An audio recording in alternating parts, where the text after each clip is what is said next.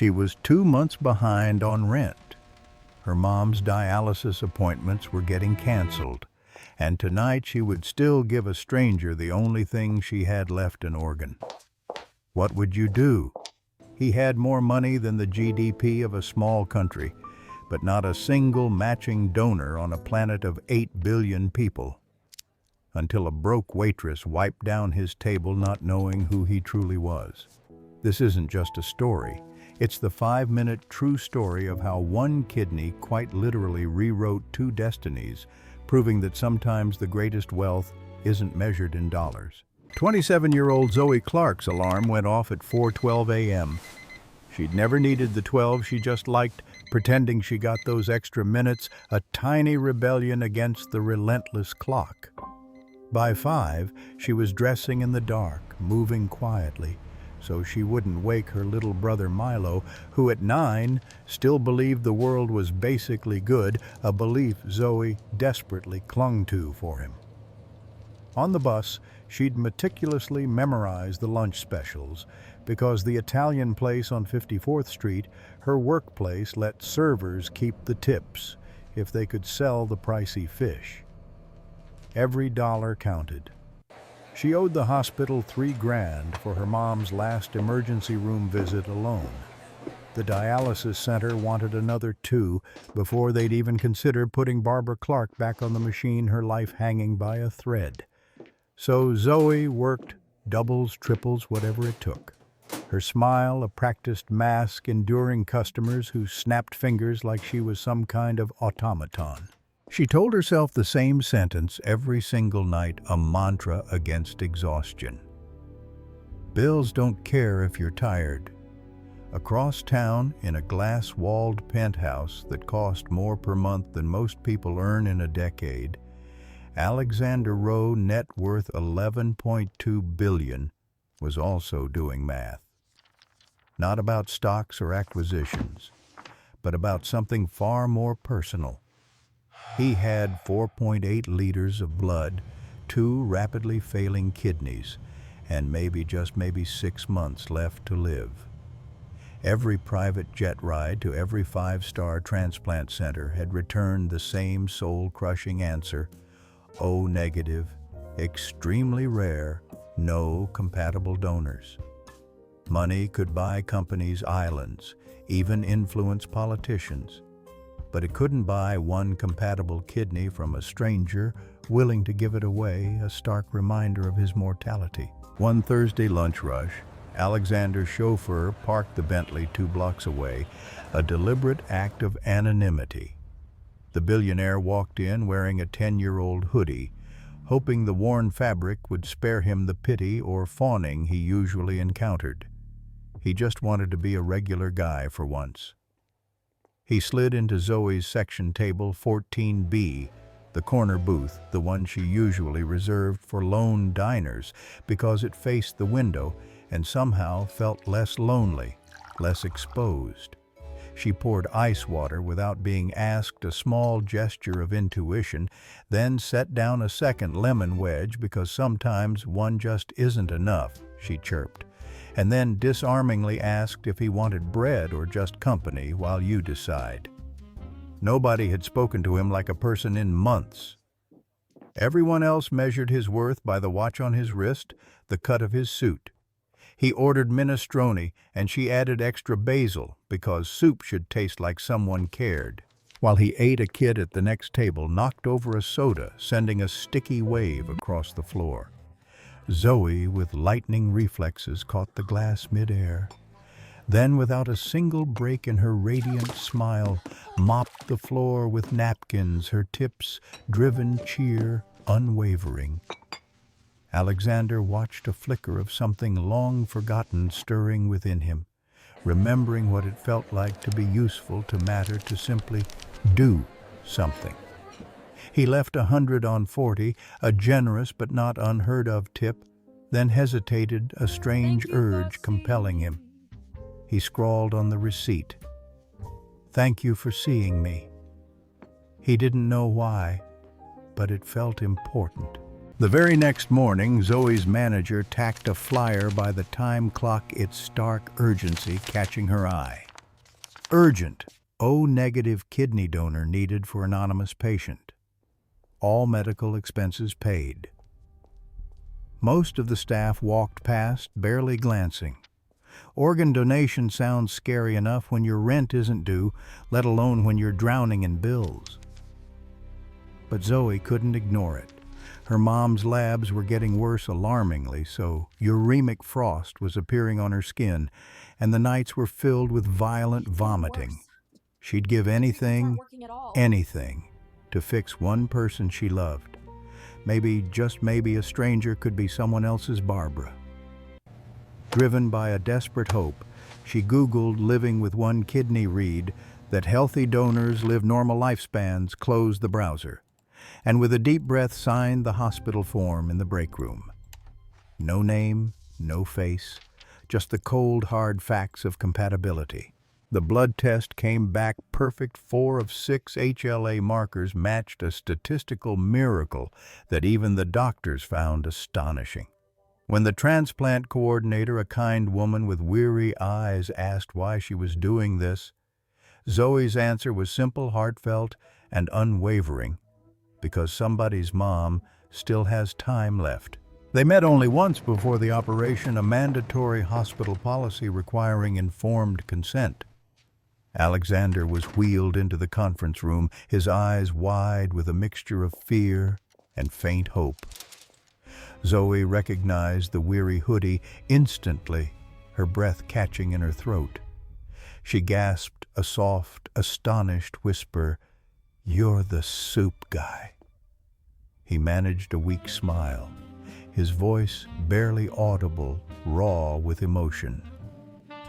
"You're the reason I believe in tomorrow." Neither spoke for a full minute, the air thick with unspoken gratitude and the weight of what was to come. Sometimes gratitude is simply too heavy for words. On the operating table, trying to lighten the mood, she joked with the anesthesiologist, "Wake me up if I'm a millionaire," completely unaware that the billionaire had already instructed his lawyers to discreetly clear her debts. It was a private gesture, a quiet promise. 7 intense hours, 2 dedicated surgical teams, 1 carefully clamped renal artery, and a kidney, the color of burgundy. Hope moved from her body to his. It was a testament to the fragile miracle of medicine and human connection. When Alexander finally opened his eyes in recovery, groggy but alive, the first thing he asked, his voice raspy, was, "Is Zoe okay?" The nurse, her eyes kind, replied, "She's in pain, but breathing because of you. So are you." Zoe's manager, furious that she needed 6 weeks off for recovery, didn't hesitate to replace her. Life for Zoe didn't pause for heroism. Hospital bills arrived anyway, her own, because the billionaire's insurance covered his surgery, not her lost wages, not her recovery. She hid the envelopes under Milo's crayon box, a small act of denial. Then, trying to stand too soon, tore her incision, collapsing in pain. A trip back to the ER meant owing another grand. This wasn't the heroic aftermath you saw in movies.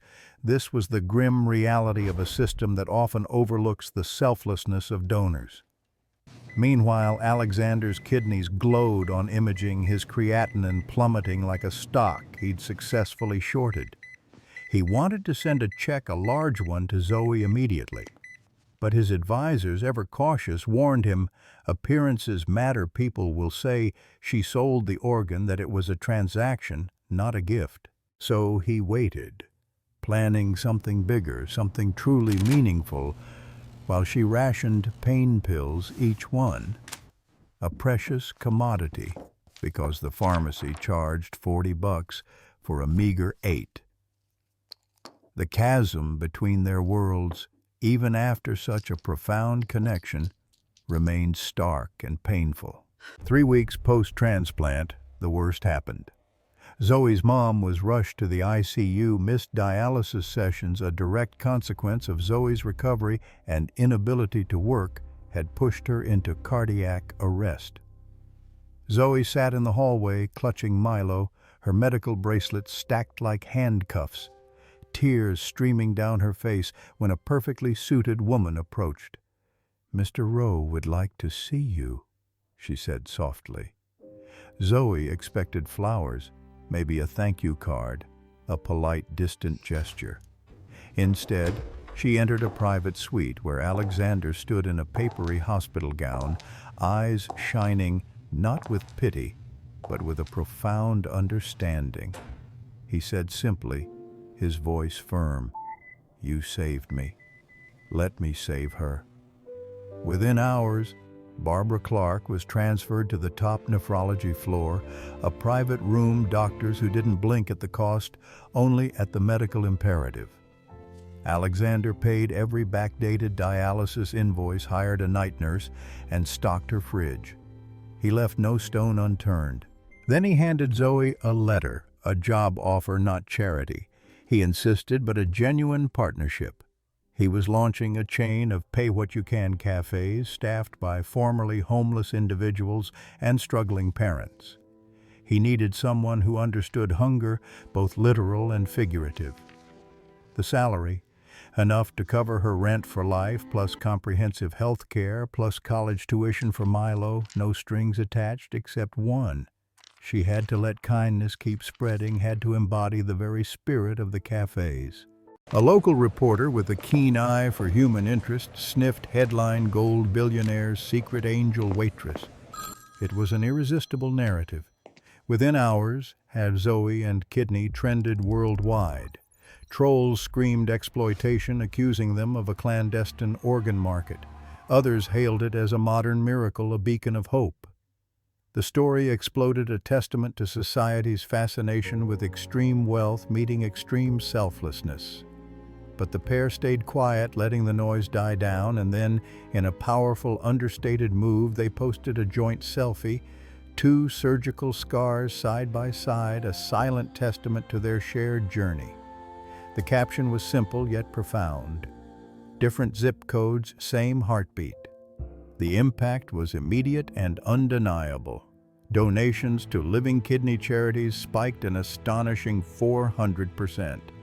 Applications to be living donors tripled in just 2 weeks, inspired by Zoe's courage.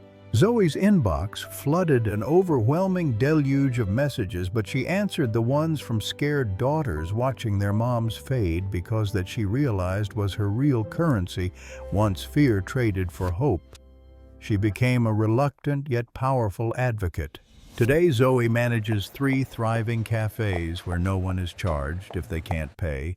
The profits, instead of lining pockets, fund donor compensation grants and provide free housing for transplant patients' families. It's a living testament to her vision. Alexander still hates wearing suits, preferring the comfort of his old hoodie.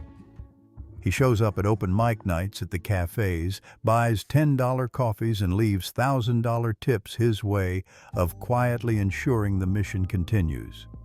Medical follow-ups show his creatinine at 0.9, textbook perfect, a miracle sustained.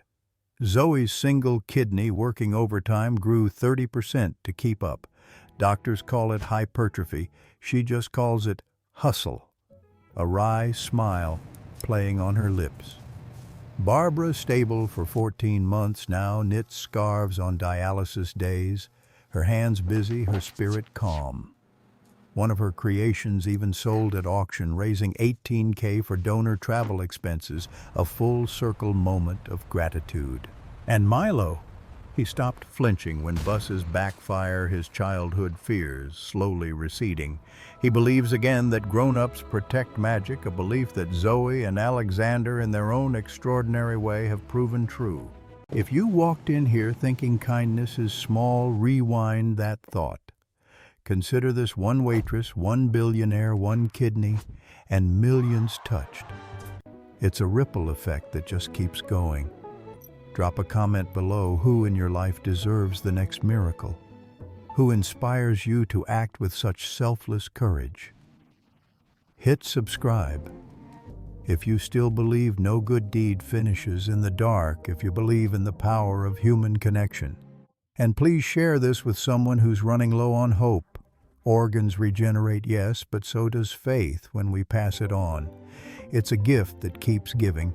They started as strangers on opposite poles of the economy. She counted quarters. He counted commas. She gave him what money couldn't buy. He returned what poverty couldn't allow. Together they proved the simplest yet most profound equation. Compassion plus courage equals infinity. So next time you think you're too broke, too tired, too ordinary to change a life, remember Zoe Clark, one kidney down, a universe up.